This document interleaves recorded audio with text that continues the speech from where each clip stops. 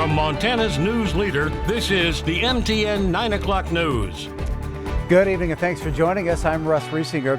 Two local tow truck drivers struck and killed this weekend on Interstate 90 have now been identified. 28-year-old Casey Allen of Reed Point and 37-year-old Nick Visser of Billings died Sunday evening while trying to recover a disabled vehicle from the highway. Authorities say the men were in the passing lane on I-90 East, just east of Columbus. A semi-truck slowed down to avoid the men, but an 18-year-old Utah man driving a pickup didn't notice the semi had hit the brakes. To avoid hitting the semi, the driver pulled into the passing lane, striking and killing the two tow truck operators. Well, a difficult time for all involved. Tonight, Q2's Mitch Legge brings us reaction from the owners of Hendricks Automotive, a message of sorrow and safety. Ownership at Hendricks Automotive in Billings was truly saddened to hear about the deaths of two of their tow truck drivers over the weekend on Interstate 90 outside of Columbus. On Monday, the owners told me that they hope these tragic deaths result in a conversation about highway safety. Nick Visser, a 37-year-old husband and father, leaves behind a wife and 5 kids. He was a man who loved motorcycles, beards, and his wife's good cooking. He may have looked tough, but co-workers said his soul was gentle and kind. And 28-year-old Casey Allen of Reed Point was described as a sweet, soft-spoken man who loved the great outdoors and deserved 60 more years of fishing, bow hunting, and shooting. In the wake of the loss of these two men, ownership at Hendricks is asking the community to stay vigilant while driving and slow down for the conditions. Through this thing, it just reminds us of how we were sitting here reminding ourselves how many times that we almost got hit, and there's literally thousands and thousands of times. So, I mean, we're just asking people when they see warning signs, when they see bad weather conditions, slow down. There's people out there trying to get people out of the ditch. And 2 GoFundMe accounts have been set up to assist the families with funeral costs. To find them, visit the Hendricks Automotive Facebook page. In Billings, Mitch Legge, MTN News. Thanks, Mitch. And we now know the name of a woman gunned down in what authorities are calling an ambush-style murder on the Crow Reservation this weekend. 26-year-old Lanita Goes Ahead from Pryor was killed Saturday in the Blue Creek area near the reservation line. She's the daughter of Crow Vice Chairman Carlson Duke Goes Ahead.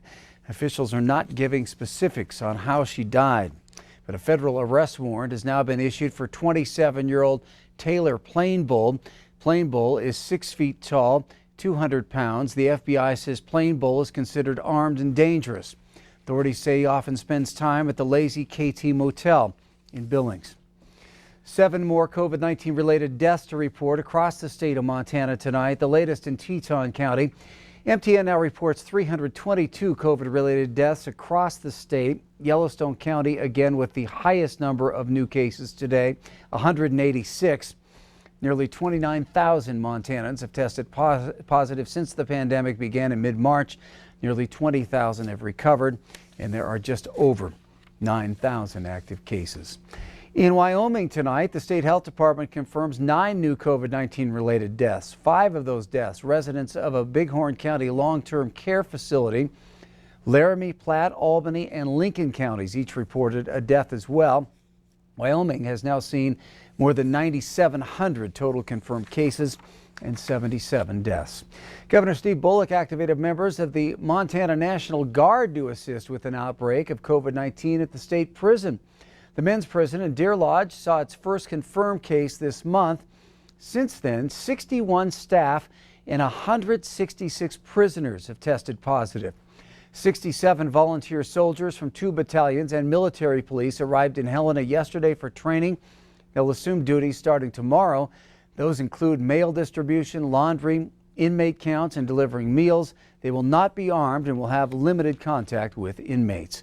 As of Friday, the Department of Corrections reported 589 confirmed cases among inmates and 95 among staff at DOC and contract facilities across the state.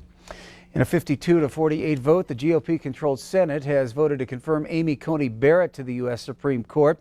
That move fills the late Justice Ruth Bader Ginsburg's seat and creates a 6-3 conservative majority on the High Court. Deborah Alfarone has more from Capitol Hill. The nomination of Amy Coney Barrett of Indiana to be an Associate Justice of the Supreme Court of the United States is confirmed.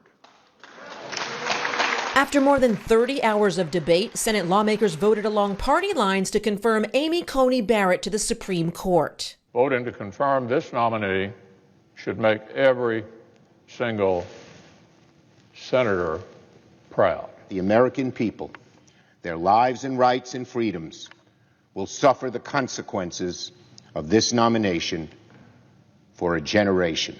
President Trump tapped Barrett to replace the late Justice Ruth Bader Ginsburg following her death just 38 days ago. We should not be voting on this lifetime appointment while the American people themselves are in the middle of voting. So help you God.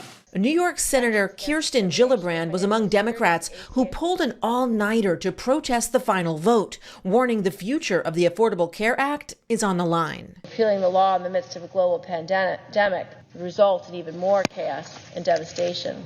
Vice President Mike Pence was set to preside over the Senate for the final vote, but Democrats urged him to reconsider given the latest coronavirus outbreak at the White House.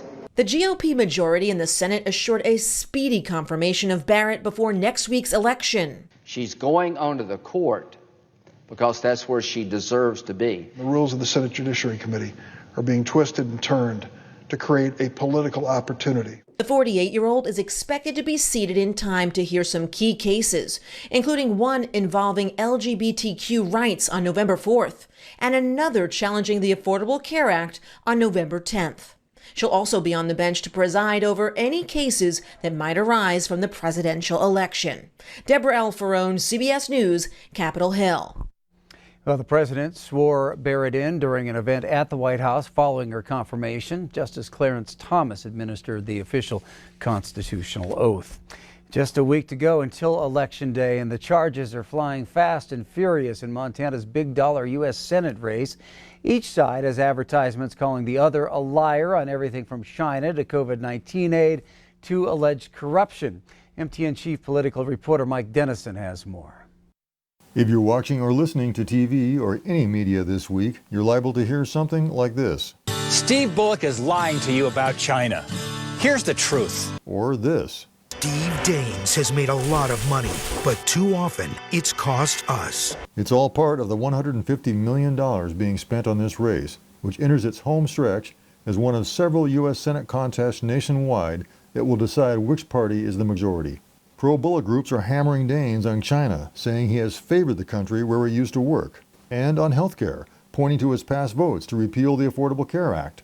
In response, Daines says he's the one taking a tough stance on China regarding trade and COVID-19, and that he still wants to maintain the positive aspects of the ACA. The Daines camp also is amping up the attacks on Bullock's reputation, such as in this TV ad that began last week. So when I learned that Governor Bullock used COVID relief money to reward his campaign donors, it really upset me. Bullock also gave millions in state contracts to his brother's firm, which then paid nearly $1 million right back to Governor Bullock. The charges of Bullock favoring his brother's environmental consulting firm, they've pretty much been debunked.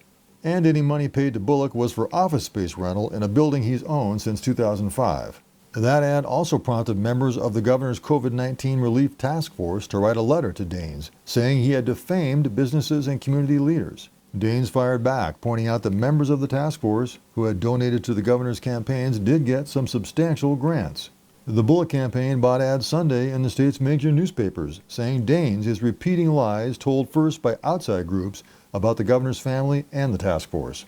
So here we are in the final week of the most expensive campaign in Montana history. And all that money is fighting over a shrinking pool of voters. As of Sunday night, 362,000 Montanans had already voted. Still, we have many more votes to be cast in a race that's far from decided. In Helena, I'm Mike Dennison, MTN News. And for more detailed analysis at the final charges being leveled in this race, you can look for Mike's full story on our website, ktvq.com. Regular voting registration is now closed for next Tuesday's general election, but there is still time to register and vote.